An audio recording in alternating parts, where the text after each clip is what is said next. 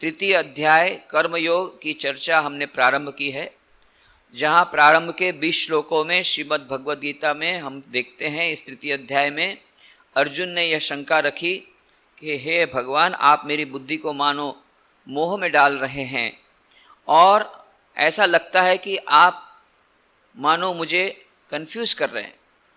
एक ओर तो कर्म का बखान करते हैं, दूसरी ओर ज्ञान का, तो मुझे समझ में नहीं आता। और फिर श्री कृष्ण भगवान ने कहा कि ये दो निष्ठाएं मैंने पहले भी कही हैं, पर ज्ञान की निष्ठा के लिए जो उपयुक्त अधिकारी है उसके लक्षण मैंने बताए थे। जब तक इन लक्षणों का प्रकट होना हमारे जीवन में नहीं आया, तब तक हमें अविरत कार्य करना होगा। पर हाँ, अनासक्तिपूर्वक कर्म करना होगा। और फिर यज्ञ की भावना को भी श्री कृष्ण भगवान ने रखा। अर्जुन की शंका को तिरोहित करते हुए कहा कि यदि हम संसार के कर्म में फंसना नहीं चाहते हैं तो हमें यज्ञ की भावना को अपनाना होगा। और किस प्रकार से सारे विश्व में यह यज्ञ मानो एक बहुत बड़ा विराट यज्ञ चल रहा है, और यज्ञ की उस विस्तृत परिभाषा की ओर भी हमने इशारा किया था कि जहाँ विष्णु व यज्ञ कहा गया शास्त्रों में, और जितने भी हमारे कर्म हैं यदि प्रभु के प्रति समर्पित बुद्धि से हम करते हैं तो वे सभी कार्य यज्ञ बन जाते हैं, और यज्ञ के लिए किए गए कार्य कभी हमें बंधन में नहीं डालेंगे। जो कार्य आज हमें बंधन में डालते हैं, संसार के बंधन में डालते हैं, दुख के निमित्त बन सकते हैं और अज्ञान के निमित्त बन सकते हैं और बनते हैं, वे ही कार्य यदि हम यज्ञ की भावना से करें तो हमें उस मुक्ति की ओर ले जा सकते हैं। और इसकी विस्तृत चर्चा करने के बाद उन्होंने भगवान श्री कृष्ण ने कहा उन 16वें अध्याय में, एवं प्रवर्तितम चक्रम नानुवर्तति यह अघायुरिंद्रियामो मोघम पार्थ जीवति। हे पार्थ, जो पुरुष इस श्लोक में इस प्रकार चलाए हुए सृष्टि चक्र के अनुसार नहीं बरतता है और कर्मों को नहीं करता है, वह इंद्रियों के सुख को भोगने वाला पाप आयु पुरुष व्यर्थ ही जीता है। मोघम पार्थ से जीवती, उसका जीना बेकार है, वह जीना उसका एकदम बेकार है, वो व्यर्थ ही जीता है। यस्वात्मतिरेव स्याद आत्मतृप्तस्य मानवः आत्मन्येव च संतुष्ट तस्य कार्यम न विद्यते। ये बात अलग है, यदि तेरी उस प्रकार की बात हो गई कि तू आत्मा में ही संतुष्ट है, तब फिर तेरे लिए कोई कार्य नहीं है तू। परंतु जो मनुष्य आत्मा में ही प्रीति वाला और आत्मा में ही तृप्त तथा आत्मा में ही संतुष्ट होता है, उसके लिए कोई कर्तव्य नहीं है। बाकी सभी के लिए कर्तव्य है और कर्तव्य कर्म करना पड़ेगा। नैव तस्य कृते नार्थो ना कृते नेह कश्चन न चास्य सर्वभूतेषु कश्चिदर्थ व्यपाश्रयः। इस संसार में उस पुरुष का किए जाने से भी कोई प्रयोजन नहीं है और न किए जाने से भी कोई प्रयोजन नहीं है, तथा इसका संपूर्ण भूतों में कुछ भी स्वार्थ का संबंध नहीं है। ऐसे व्यक्ति का जिसके जो आत्मतृप्त है, उसको कुछ करने को बाकी नहीं है, फिर उसके लिए कोई कर्तव्य नहीं रहता है। फिर वो कर्म करे चाहे न करे, उससे कुछ लेना देना नहीं है, उससे कुछ आता जाता नहीं है। और इसी के संदर्भ में आदि शंकराचार्य की जो दृष्टि, उनके भाष्य की ओर हमने विस्तृत चर्चा की थी। किस प्रकार से आदि शंकराचार्य वे कर्म ज्ञान समुच्चय को स्वीकार नहीं करते और वे कहते हैं कि कर्म केवल ज्ञान के लिए प्राप्ति करने का एक साधन बन सकता है चित्त शुद्धि के लिए, पर वह ज्ञान की प्राप्ति नहीं करा सकता, और हमारे लिए कर्म यह हमारे लिए उपादेय नहीं हो सकता। उसका एकमात्र कर्म, कभी कर्म मार्ग से हम कर्मों के द्वारा कभी भी उस परम तत्व की प्राप्ति नहीं कर सकते, उस उच्चतम स्थिति को प्राप्त नहीं कर सकते। और जो ज्ञानी जन हैं वे कर्म का परित्याग करते हैं। और इधर तिलक जी ने अपनी टीका में कहा, इस श्लोक को बताते हुए कि जो आत्मतृप्त हैं वे, उनके लिए कोई कर्तव्य नहीं रहता है, फिर भी लोक संग्रह के लिए, लोक कल्याण की भावना से वे कर्म करते हैं। तो कर्म करना कदापि इच्छनीय नहीं है। यदि अभी तक ज्ञान की प्राप्ति नहीं हुई, अभी तक उस परम तत्व की प्राप्ति नहीं हुई, अभी तक हमें वो आत्मतृप्त आत्म संतुष्टि नहीं हुई, तो हमें कर्तव्य कर्म करना पड़ेगा। और यदि हम आत्मतृप्त हैं और आत्मरति हैं, फिर भी हमें कर्म करना पड़ेगा। क्यों? लोक संग्रह के लिए। यह दृष्टि है तिलक की। स्वामी विवेकानंद इन दोनों के बीच का मध्य मार्ग कहते हैं। यह सचमुच में इच्छनीय है कि जो आत्मतंतुष्ट हैं, आत्मरति हैं, वे भी लोक कल्याण के लिए कार्य करें। परंतु यह कहना अनुपयुक्त होगा कि जो इस प्रकार से आत्मतृप्त है उसे कार्य करना ही होगा, कार्य करना ही पड़ेगा। और कार्य की भी बहुत प्रकार हो सकते हैं, बहुत से प्रकार हो सकते हैं कार्यों के। एक तो ये हो सकता है कि बाहर का कार्य कर्मेंद्रियों के द्वारा, ज्ञानेंद्रियों के द्वारा। ऐसा भी कार्य हो सकता है कि कोई यदि हिमालय की गुफा में बैठ करके लोक कल्याण के लिए चिंतन करे, प्रार्थना करे, तो उससे भी अनेक लोगों का कल्याण हो सकता है। यह भी एक कार्य हुआ लोक कल्याण का। और यह भी हो सकता है कि वह केवल आत्मरति रहे, आत्मक्रीड़ रहे और अपने समाधि स्थिति में अपने आनंद में बना रहे, यह भी हो सकता है। तो स्वामी विवेकानंद कहते हैं ऐसा अवश्य संभव है कि कोई व्यक्ति आत्मक्रीड़ हो, आत्मरति हो, आत्मसंतुष्ट हो, तो वह कार्य न भी करे, ऐसा भी हो सकता है। उसे कार्य करने की कोई आवश्यकता नहीं। परंतु वे अवश्य कहते हैं ऐसा आत्मसंतुष्ट व्यक्ति भी यदि दूसरों के लिए कार्य करता है तो वह सचमुच में प्रशंसनीय है। आवश्यक नहीं कि वह कार्य करे, पर यदि वह कार्य करता है, उसके लिए कुछ भी प्राप्त करना बाकी नहीं रह गया, कोई कर्तव्य कर्म नहीं है, परंतु लोक कल्याण की भावना से यदि करता है तो वह प्रशंसनीय है। और स्वामी विवेकानंद स्वयं खुद के उदाहरण से उन्होंने यही कहा, जब तक मेरे जीवन में, मेरे शरीर में एक सांस भी बाकी रहेगी, मैं अविरत कार्य करता रहूंगा और मरने के बाद भी अविरत कार्य करता रहूंगा लोक कल्याण के लिए। यह स्वामी विवेकानंद ने कहा। और यह भी कहा कि जो केवल अपनी मुक्ति के लिए प्रयत्न करते हैं वे भी स्वार्थी हैं, भले उनका स्वार्थ उस स्वार्थ से अच्छा हो। वह कहता है, जो व्यक्ति कहता मैं पहले धन कमा लूं, मैं पहले खा लूं, मैं सबसे अधिक आगे बढ़ जाऊं, दूसरे आगे बढ़े कि ना, मैं सबसे आगे बढ़ जाऊं, वह मानो स्वार्थी व्यक्ति है। और उस स्वार्थ की सिद्धि के लिए वह दूसरों को पछाड़ भी सकता है। उससे यह भला है जो यह कहता है कि मैं अपना केवल स्वार्थ सिद्ध करूंगा। परंतु स्वामी विवेकानंद कहते हैं कि जो व्यक्ति कहता है कि मैं मुक्ति प्राप्त करूंगा, मैं पहले आगे बढ़ जाऊंगा आध्यात्मिकता में भी, वह भी मानो एक प्रकार का सूक्ष्म स्वार्थ की वह बुद्धि है। और निस्वार्थता ही धर्म है और स्वार्थ परायणता ही अधर्म है या अनिति है। ये स्वामी विवेकानंद ने एक नई क्रांतिकारी व्याख्या प्रस्तुत की। तो स्वामी विवेकानंद भी ये कहते हैं, वे कहते कि हाँ, कार्य करने की आवश्यकता न होते हुए भी जो सच्चे महापुरुष हैं वे उनके लिए कोई कर्तव्य कर्म न रहते हुए भी लोक कल्याण के लिए कार्य करते हैं। श्री रामकृष्ण देव को कुछ भी बाकी नहीं रह गया था, माँ काली का दर्शन किया था, विभिन्न धर्मों की साधना करके परम तत्व की स्थिति में थे और हमेशा उस समाधि के अत्यंत आनंद में, वह अनंत आनंद में दिन रात उसमें रहते थे। और फिर भी माँ काली से, माँ से प्रार्थना करते थे, जगदम्बा से प्रार्थना करते थे, माँ बीच बीच में मेरे मन को नीचे ले आ ताकि मैं लोगों के साथ बातचीत कर सकूं, लोगों का दुख में से देखा नहीं जाता, उनके कल्याण के लिए, संसार के कल्याण के लिए मेरे मन को नीचे रख। वे उस समाधि के अनंत आनंद को भी लेना देना, वह मानो त्याग करना चाहते हैं। यह उच्चतम आदर्श बताया श्री रामकृष्ण ने। यह मानो इससे ऊंचा आदर्श और कभी हो नहीं सकता। स्वामी विवेकानंद को श्री रामकृष्ण देव ने पूछा, श्री रामकृष्ण देव काशीपुर के बगीचे में गले में कैंसर हुआ और इसलिए उनकी शुश्रूषा के लिए उन्हें रखा गया है। और स्वामी विवेकानंद उस समय युवक थे, कॉलेज में पढ़ने वाले युवक विद्यार्थी, और भी उनके कुछ गुरु भाई वे भी विद्यार्थी, और वे दिन रात लगे हुए हैं श्री रामकृष्ण की सेवा में। और स्वामी विवेकानंद नरेंद्रनाथ बार बार कहते हैं मेरा कुछ कर दीजिए, मेरा कुछ कर दीजिए। श्री रामकृष्ण देव का, अरे देख तो, यहाँ तो इधर मुझे इतनी तकलीफ है और तू केवल मेरा कुछ कर दीजिए, मेरा कुछ कर दीजिए। नरेंद्रनाथ ने कहा, अरे इसीलिए तो कहता हूँ, डॉक्टर लोगों ने कहा है कि शायद आप बचे कि न बचे, कुछ ठीक नहीं है, तो जाने के पहले मुझे दे दीजिए।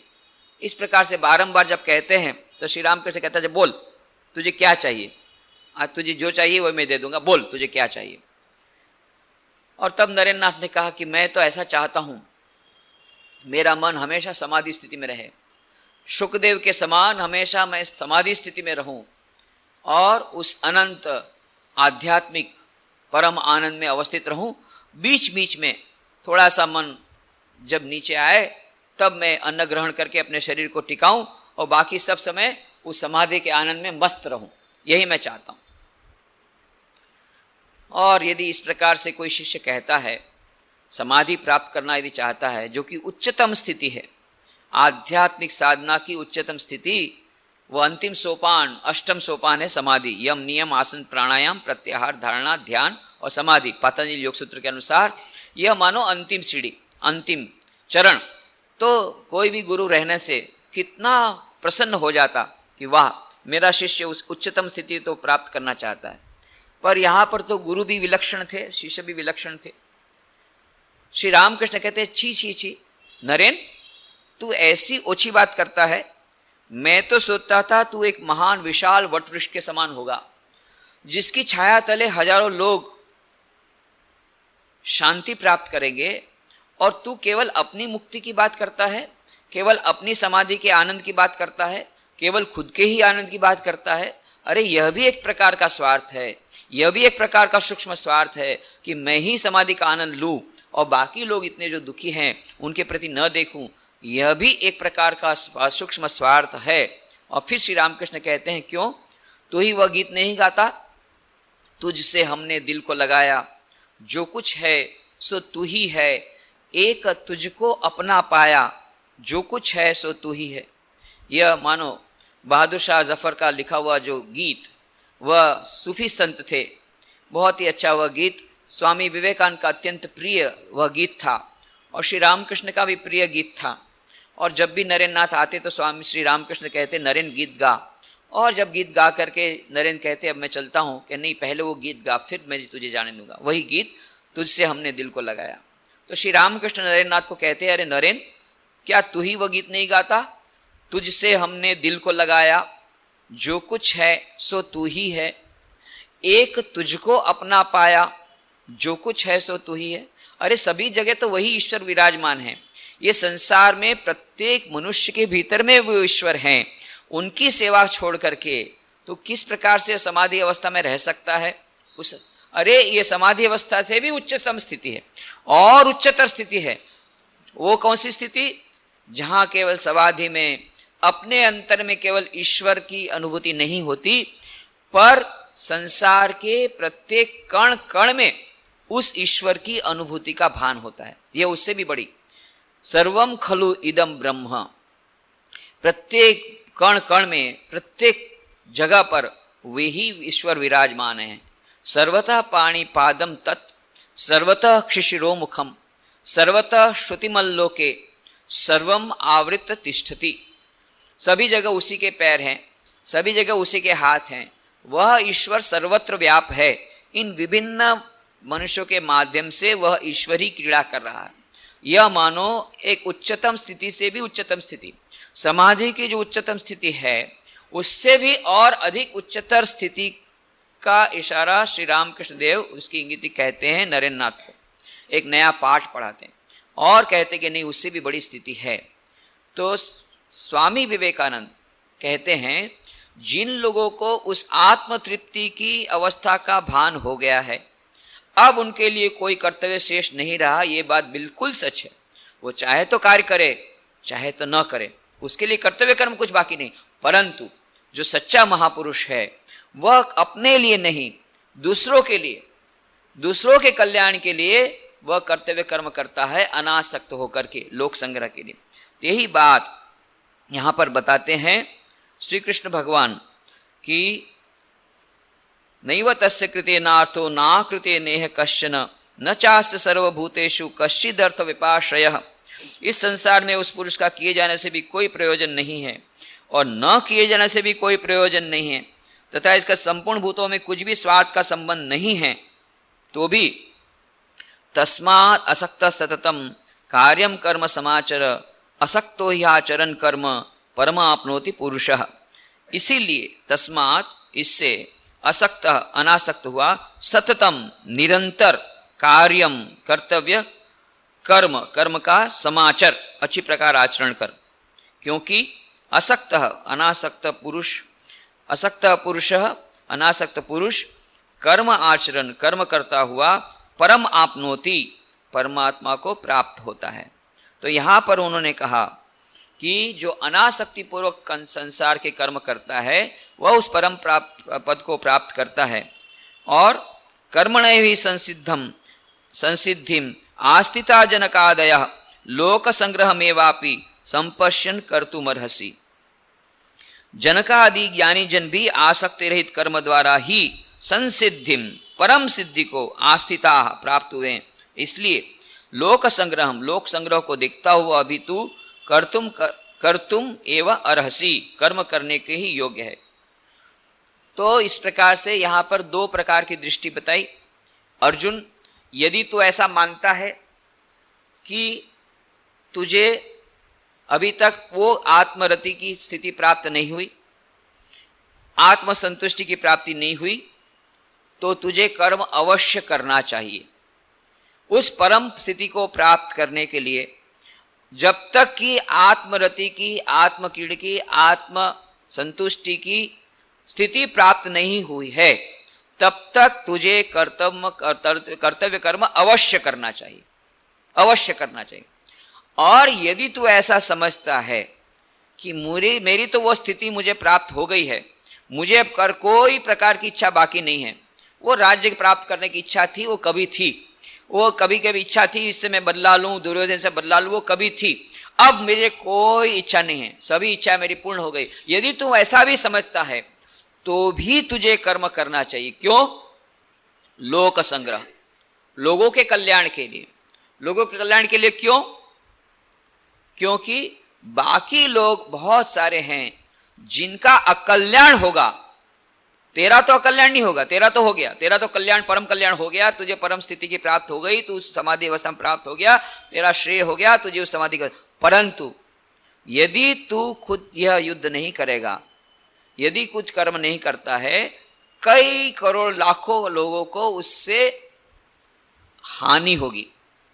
तो यह हानि को दूर करने के लिए, लोक संग्रह के लिए, लोक कल्याण के लिए तुझे अनासक्ति पूर्वक कर्म करना चाहिए। और दूसरा उसका कारण बताते हैं क्यों करना चाहिए। मुझे जब सब कुछ, मुझे कुछ प्राप्त करने की इच्छा ही नहीं है, मनुष्य कर्म क्यों करता है? मुझे इच्छा है कि वो ड्रामा होने वाला है 5 अप्रैल को, मुझे देखना है, ये मेरे मन में इच्छा हुई कि मुझे 5 अप्रैल को स्वामी विवेकानंद पर ड्रामा होने वाला है, तो मुझे ड्रामा देखना है। ये ड्रामा देखने की इच्छा जब हुई, मैंने पोस्टर देखा, तो फिर मेरे मन में आया, तो उसमें लिखा है कि पास के लिए आप जाइए रामकृष्ण मिशन में। तो फिर उतनी दूर से मैं रामकृष्ण मिशन में आया। क्यों? मन में इच्छा है कि वो स्वामी विवेकानंद का ड्रामा देखूं, तो इसके लिए रामकृष्ण मिशन तक आया, वहां से फिर पास लिया, फिर उस दिन, ये जिस दिन ड्रामा है उस दिन वहां पर गया। ये जितने कार्य हैं, ये सभी कार्य क्यों करने पड़े? क्योंकि मेरे मन में इच्छा हुई कि मैं ड्रामा देखूं। यदि मेरे मन में क्या रहे, स्वामी विवेकानंद के ड्रामा, उसमें क्या देखने का था, कोई दूसरा अच्छा रहता तो देखते, इसमें तो कोई बात ही नहीं, क्या उसमें देखना है, स्वामी विवेकानंद के ड्रामा में क्या देखना। यदि मेरे मन में वो इच्छा नहीं है तो फिर मुझे कोई कर्म करना नहीं पड़ेगा, आराम से सो, सुबह 9 बजे तक सो, कोई कर्म नहीं। जब कोई इच्छा जागृत होती है तब उसकी पूर्ति के लिए हमें कर्म करना पड़ता है। तो जो आत्मतृप्त है उसकी पूरी तृप्ति हो गई है, उसे कुछ इच्छा ही नहीं है, तो फिर उसके लिए कोई कर्तव्य कर्म बाकी नहीं रह जाता, वो कर्तव्य कर्म से दूर हो गया। पर श्री कृष्ण भगवान कहते हैं यदि तू अपने आप को ऐसा समझता है तो भी तुझे कर्म करना चाहिए। क्यों? लोक संग्रह के लिए, लोगों के कल्याण के लिए। क्यों? क्योंकि बाकी लोगों को ये प्राप्ति नहीं हुई है, तेरे न कर्म करने से बाकी लोगों का कल्याण होगा।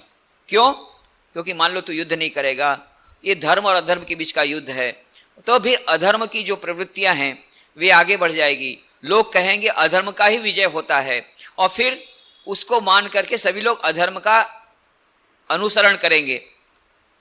तो इसके लिए तो यह तू मानो लोगों का अकल्याण का एक निमित्त बनेगा। दूसरा कारण यह है कि यदि तू काम नहीं करेगा, ठीक है, तुझे कार्य करने की जो आवश्यकता है, पर बाकी लोग कहेंगे फिर हम भी क्यों कार्य करें, तो वे तेरा उदाहरण देखेंगे, वो लोग यही कहेंगे अरे वो अर्जुन जब नहीं है तो कर मैं क्यों युद्ध करूं, तो वो भी तुम्हारा ही पालन करेंगे। वो ही नहीं जानते हैं कि अर्जुन की स्थिति कैसी है, वो तो ये कहेंगे अर्जुन जैसा अर्जुन जब युद्ध नहीं करता हम क्यों युद्ध करें भाई, हम भी हथियार फेंक देंगे, तो सभी लोग हथियार फेंक देंगे। यद्यत आचरति श्रेष्ठ तत्तत् देवेतरो जनः सयत् प्रमाणम कुरुते लोकस्तदनुवर्तते। ये लीडरशिप के आज जो लीडरशिप के पाठ पढ़ाए जाते हैं उसके लिए गीता का जो संदेश बहुत ही महत्वपूर्ण है। अमेरिका में कई स्कूल्स, कई मैनेजमेंट स्कूल खुल गई जहां पर गीता को पढ़ाया जाता है, मैनेजर्स को, एग्जीक्यूटिव्स को, क्योंकि लीडरशिप के बारे में, नेतृत्व के बारे में बहुत बड़ा गहरा ज्ञान यहां पर गीता के श्लोकों में यत्र तत्र फैला हुआ है। जैसे यह श्लोक है, यद्यत आचरति श्रेष्ठ तत्तत् देवेतरो जनः सयत् प्रमाणम कुरुते लोकस्तदनुवर्तते। श्रेष्ठ पुरुष यत यत जो जो आचरति, श्रेष्ठ पुरुष यत्यत आचरति जो जो आचरण करता है, इतरः अन्य जन अन्य पुरुष भी तत्तत् उसके ही अनुसार बरतते हैं। सह वह पुरुष यत प्रमाणम जो कुछ प्रमाण कुरुते कर देता है, लोग भी तत् अनुवर्तते उसके अनुसार बरतते हैं। तो यही बात है, जो नेता है, एक साधारण व्यक्ति यदि कोई खराब काम करता है तो उसका फल उसे खुद को भोगना पड़ेगा। क्यों? कर्म के सिद्धांत के अनुसार जैसा करोगे ऐसा पाओगे, जैसा बोओगे ऐसे फल प्राप्त करोगे। तो इमली का पेड़ यदि बोएंगे तो इमली मिलेगी, आम का पेड़ बोएंगे आम मिलेगा। यदि हम खराब काम करेंगे तो हमें दुख मिलेगा, और अच्छे कर्म करेंगे तो हमें सुख मिलेगा। तो यदि कोई व्यक्ति खराब काम करता है तो उसका फल उसे भुगतना पड़ेगा। पर यदि कोई नेता वो यदि खराब काम करता है तो उसको तो फल भोगना ही पड़ेगा। दूसरा एक सबसे बड़ा नुकसान ये होगा कि जब इतने बड़े आदमी ऐसा काम करते हैं फिर तो हम भी वो काम कर सकते हैं, हमको भी ऐसा करना चाहिए, उसका अनुसरण करेंगे। तो जो अनुसरण करेंगे, तो अनुसरण करने वाले जो काम खराब करेंगे उसका जो उसको फल मिलेगा उसका कुछ प्रतिशत, कुछ परसेंटेज इसके अकाउंट में जाएगा, जो नेता है उसके अकाउंट में। अब एक शिक्षक है, एक विद्यार्थी है। एक विद्यार्थी यदि गुटखा खाता है तो गुटखा खाने से उसको कैंसर होगा बाद में, और उसके कारण उसको भुगतना पड़ेगा। ये उसने फल भोगा, उसका फल उसने भोग लिया। बाद में गुटखा खाने का फल उसको मिल गया, कुछ वर्षों बाद उसको कैंसर होगा, मुंह ऐसा हो जाएगा, आड़ा हो जाएगा, बोल नहीं सकेगा, और बाद में बहुत पीड़ा कर करके वो मर जाएगा। उसका फल उसको भुगतना पड़ेगा। पर यदि एक शिक्षक गुटखा खाता है तो विद्यार्थी को लगेगा अरे भाई शिक्षक गुटखा खाते तो अच्छी चीज है, तो हम लोग को भी खाना चाहिए। तो उसकी क्लास में यदि 80 विद्यार्थी हैं, 80 विद्यार्थी भी गुटखा खाना शुरू कर दिए, क्योंकि शिक्षक भले इतना भी बोले कि गुटखा से कैंसर होता है, गुटखा नहीं खाना चाहिए, पर यदि गुटखा खाते खाते ऐसा बोलता है कि गुटखा नहीं खाना चाहिए, तो ये विद्यार्थी भी ऐसा बोलेंगे, हम भी ऐसा सबको बोलेंगे गुटखा नहीं खाना चाहिए, गुटखा खाते खाते बोलेंगे। कभी झूठ मत बोलना, और झूठ बोलते हुए बोलते हैं कि कभी झूठ मत बोलना। तो विद्यार्थी बोलते हैं हम भी दूसरों को बोलेंगे तुम कभी झूठ मत बोलना, मैं बोल रहा हूं कि उसके तरफ मत देखो। सभी विद्यार्थी भी ऐसे करेंगे। तो ये लर्निंग बाय एग्जाम्पल, यद्यत आचरति श्रेष्ठ तत्त देवेतरो जना। एक साधारण व्यक्ति यदि दुर्व्यवहार करता है या खराब काम करता है तो वो क्षम्य है, और क्योंकि उसका फल उसको ही भुगतना पड़ेगा।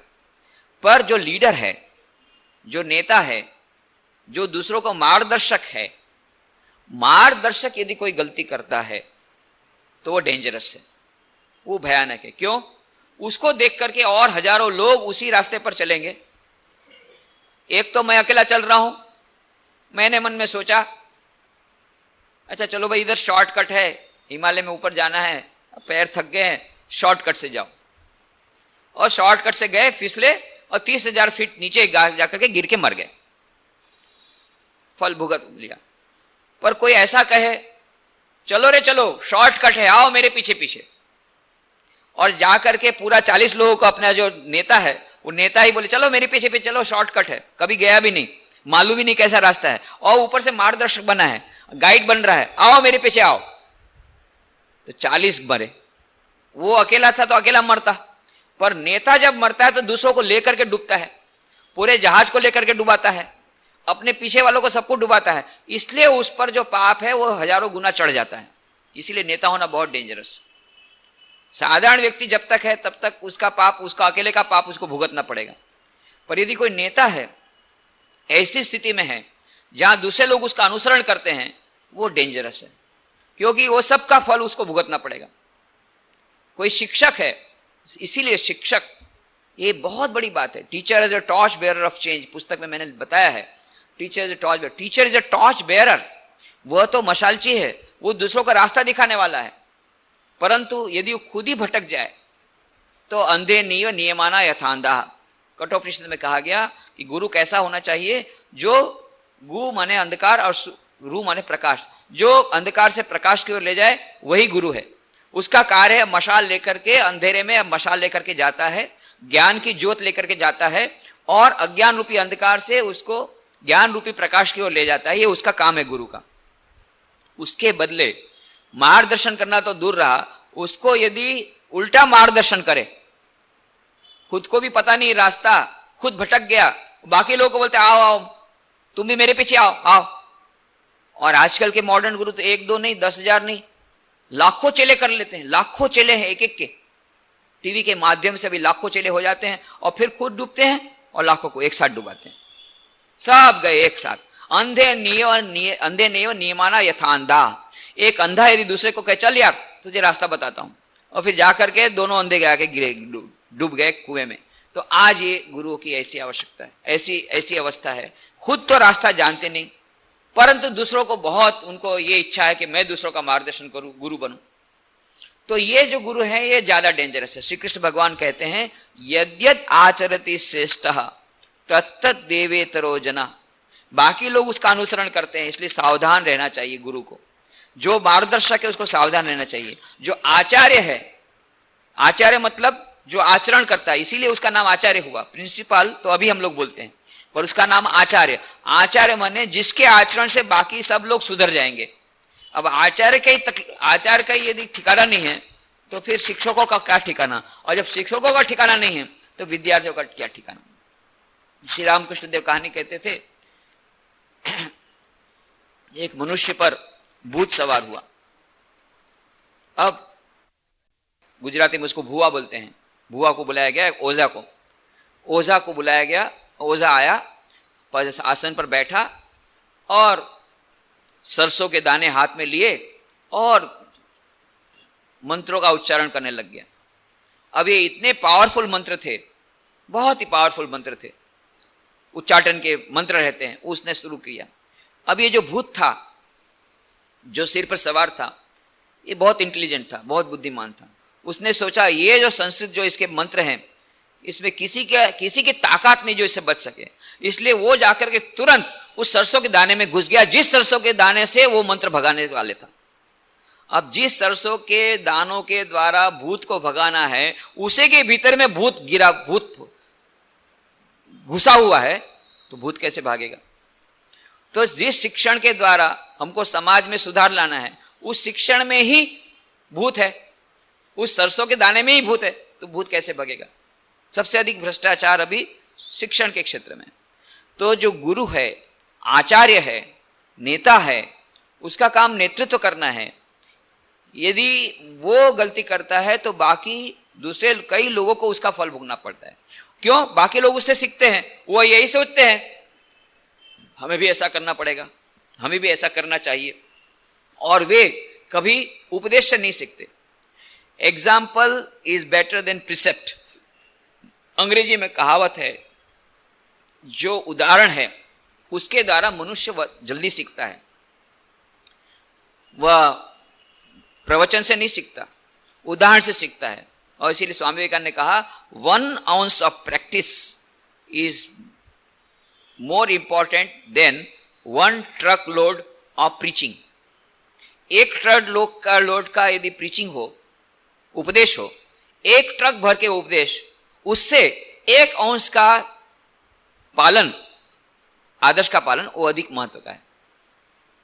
1 ounce of practice is more important than 1 truckload of preaching। ये स्वामी विवेकानंद ने कहा। तो ये जो सीखते हैं लोग, वे देख करके सीखते हैं,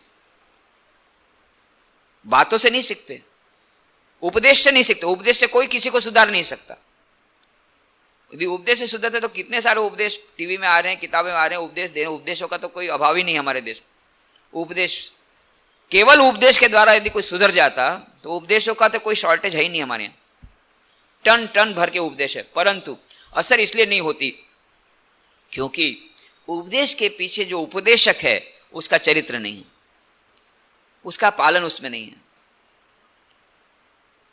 एक धर्मोपदेशक थे, वे कहीं जा रहे थे, रास्ते पर से जा रहे थे, देखा कुछ छोटे बच्चे ये आपस में मजा कर रहे हैं। अरे क्या कर रहे हो रे?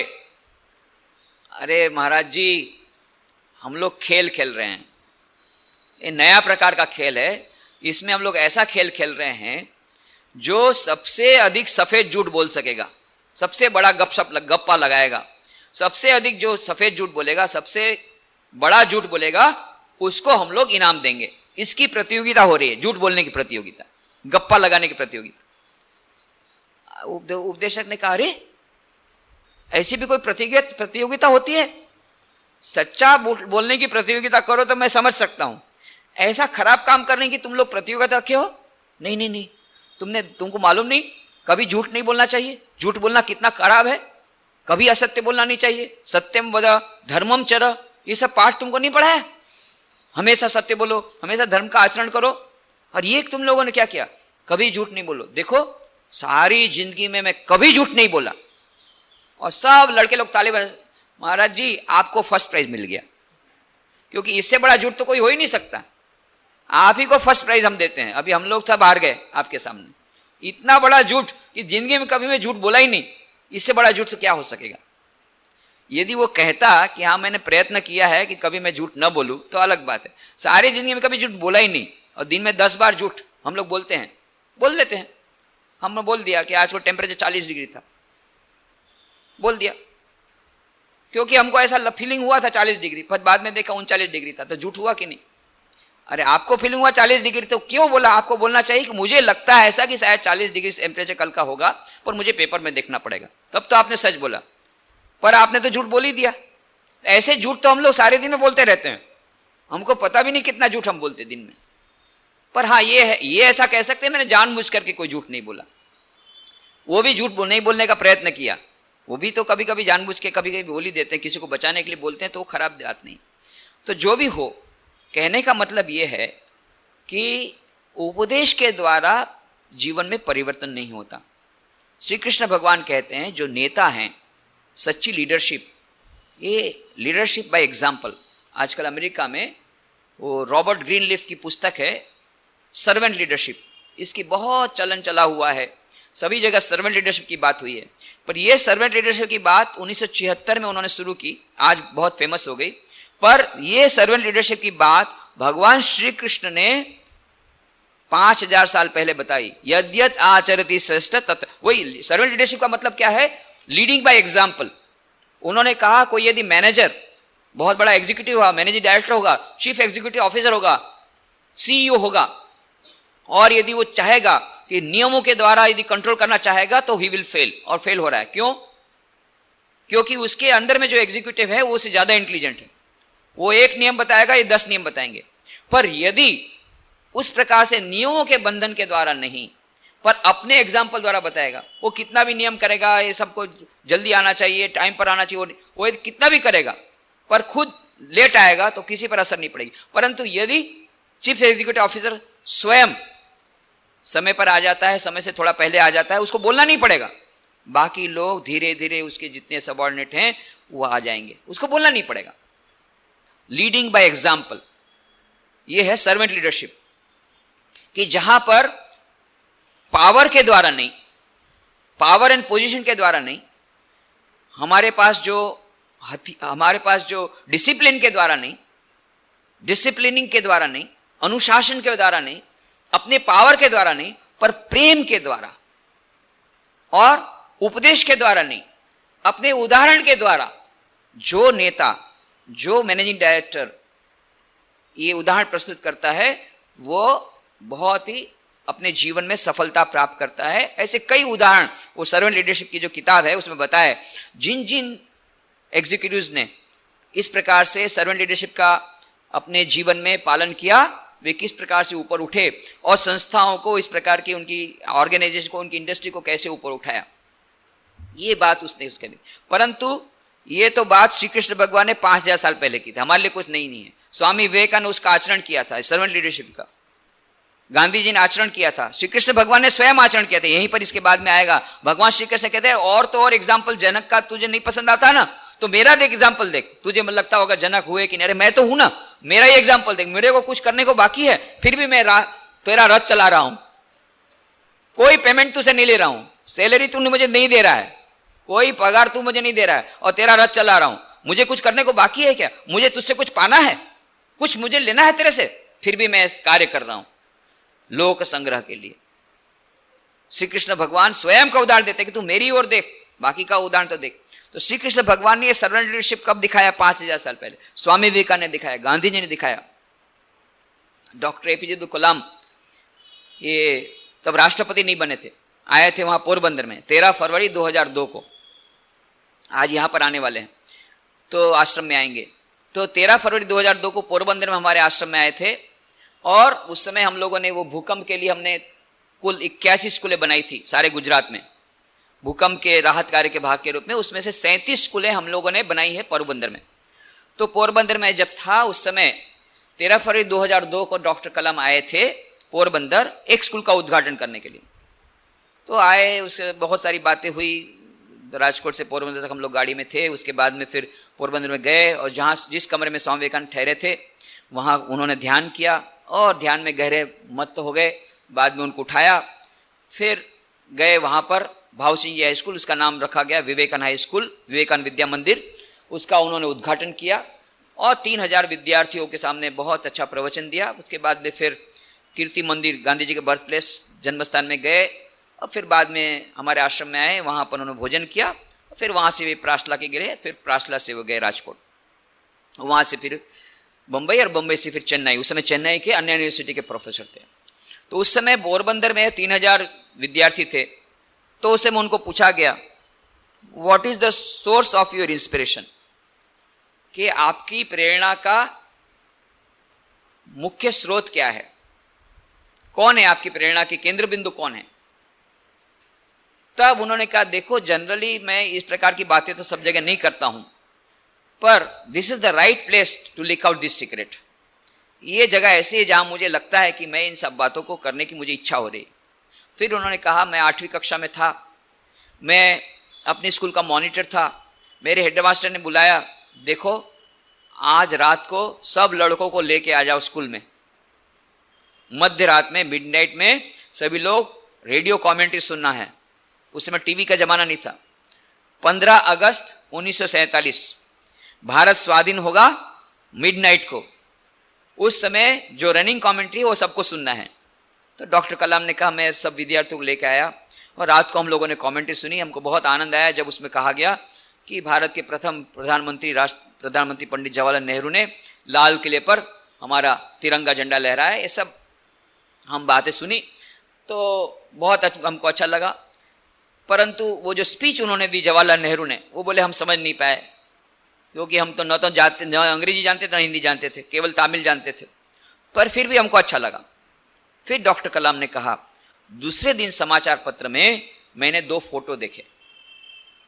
एक फोटो देखा जिसमें पंडित जवाहरलाल नेहरू, भारत के प्रथम प्रधानमंत्री, लाल किले पर खड़े होकर के हमारा तिरंगा झंडा फहरा रहे थे। वो फोटो देख करके हमें बहुत आनंद हुआ। और फिर डॉक्टर कलाम ने कहा, by the side was a second photograph, उसके पास में एक और फोटोग्राफ था, and that second photograph was my primary education, was my secondary education, was my college education, and was my life education. और ये दूसरा जो फोटोग्राफ था वो मेरा प्राथमिक शिक्षण बना, माध्यमिक शिक्षण बना, कॉलेज का शिक्षण बना और सारे जीवन का शिक्षण बन गया।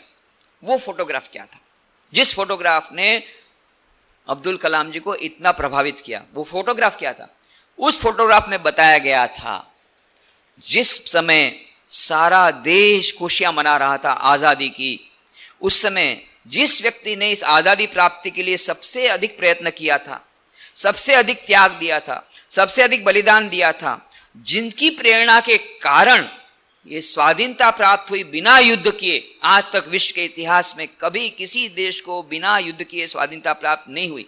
भारत पहला देश जिसको बिना युद्ध के स्वाधीनता प्राप्त हुई। उसकी पूरी कल्पना और सारा वो स्वाधीनता संग्राम का जिसने नेतृत्व किया, ऐसे महात्मा गांधी उस समय कलकत्ता की गलियों में नंगे पांव घूम रहे थे। जिन लोगों को दुख हुआ था, नवाखली के उस समय बहुत बड़े दंगे हुए थे, उसमें से कितने लोग दुखी हुए थे, कितने लोग रो रहे थे, वे जाकर के घर घर जाकर के उनके आंसू पोंछ रहे थे। डॉक्टर कलाम ने कहा उस फोटोग्राफ के द्वारा मेरा सारा परिवर्तन हो गया। This is called servant leadership. ये है सच्चा नेतृत्व। यदि गांधी जी चाहते देश के प्रथम प्रधानमंत्री बन सकते थे, पावर पोजीशन ले सकते थे, पर सच्चा नेता कौन है? जो स्वामी विवेकानंद कहते थे सिरदार वही सरदार, जो सिर दे सकता है वही सरदार बन सकता है, जो बलिदान देता है, बलिदान देने में प्रथम, और जब पावर पोजीशन मिलने की बात है सबसे अंतिम। हम लोग अभी के नेता उल्टे हैं, बलिदान में सबसे अंतिम और पावर पोजीशन में सबसे आगे। कुर्सी के लिए इतना खींचतान करते हैं, कुर्सी प्राप्त करने के लिए, पावर पोजीशन प्राप्त करने के लिए, समाचार पत्र में हमारा फ्रंट पेज में फोटो है उसके लिए, टीवी में हमारा सब आया उसके लिए, इतनी खींचतान करते हैं, दिन रात दौड़ भाग दौड़ धूप करते हैं। काम करने के समय सबसे पीछे, बलिदान के समय सबसे पीछे, और नाम यश अवार्ड मिलने वाला है, ऑनर गौरव मिलने वाला सबसे आगे। पर गांधी जी ने क्या किया? इतना सारा कार्य किया, वे प्रथम प्रधानमंत्री नहीं बने, कोई मंत्री नहीं बने, कोई उन्होंने क्रेडिट नहीं ली इसकी। इतना ही नहीं, उस समय वो खुशियां नहीं मना रहे थे, वे उस समय भी देशवासियों के आंसुओं को पोंछने में लगे हुए थे, कार्य करने में लगे हुए थे, नंगे पांव घूम रहे थे, उपवास करते हुए भी इतनी मेहनत कर रहे थे अंतिम दिन तक। डॉक्टर कलाम ने कहा that was a great day in my life. मेरा जीवन परिवर्तन हो गया कि किसको सच्चा नेता कहते हैं। बलिदान देने के समय सबसे पहले और लेने के समय सबसे अंत में। That had a great impression. ये सब बातें उन्होंने कही। तो ये जो सर्वेंट लीडरशिप की बातें आजकल कर रहे हैं अमेरिका में, जिस बहुत उसकी ख्याति हुई है सर्वेंट लीडरशिप की, अरे इसकी बातें भगवान श्री कृष्ण ने 5000 साल पहले कह दी। यद्यत आचरति श्रेष्ठ तत्तत् देवेतरो जनः स यत् प्रमाणम कुरुते तद लोकस्तदनुवर्तते। ये बात कह करके श्री कृष्ण भगवान ने स्वयं उसका उदाहरण दिया। व्हाट इज रियल लीडरशिप, सच्चा नेता कैसा होता है, ये श्री कृष्ण भगवान, महात्मा गांधी, स्वामी विवेकानंद, ये सब लोगों ने एग्जाम्पल दिया। तो स्वामी विवेकानंद ने किस प्रकार से ये सर्वेंट लीडरशिप अपने जीवन में प्रदर्शित की थी उसका भी समय नहीं है। अगले रविवार को इस श्लोक की और भी अधिक हम लोग चर्चा करेंगे और फिर इस प्रकार से सर्वेंट लीडरशिप की बातें को समाप्त करेंगे। आज यही समाप्त करेंगे।